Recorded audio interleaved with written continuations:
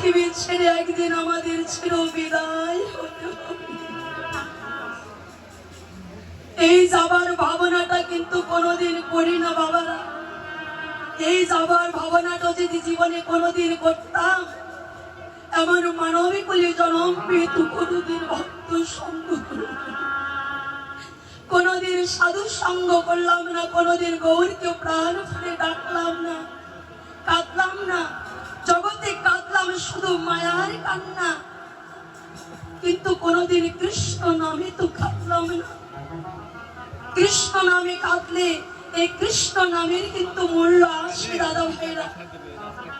অনেকেই বলবেন এই কৃষ্ণ নামের যদি মূল্য থেকে থাকে, তবে কেউ যদি কোনোদিন মনে করে লাখ লাখ কোটি কোটি টাকা দিয়ে যেমন করে আমি অন্য জিনিস কিনে আনি, লাখ লাখ কোটি কোটি টাকা দিয়ে আমি কৃষ্ণ নামে কিনে নেব, ভক্তের চরণধুলি কিনে নেব, বড় ভুল করবেন।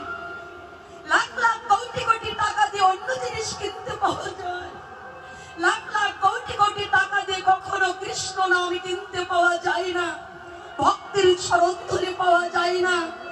কৃষ্ণ নাম পাওয়া যায় কোথায়? ভক্তের চরণধুলি পাওয়া যায় কোথায়?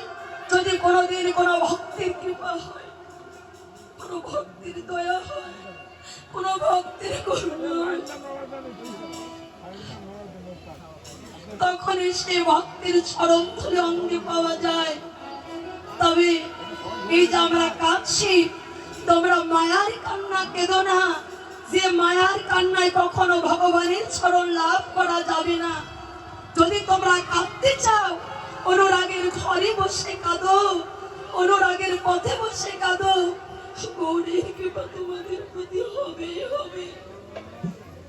জগতে কাঁদি আমরা স্ত্রী পুত্রকে ভালোবেসে, তাদেরকে আমরা সুখে রাখতে গিয়ে, ভালো রাখতে গিয়ে তাদেরকে আমরা ভালোবাসা, আপনজনদেরকে কিন্তু ভুল করবেন বাবারা।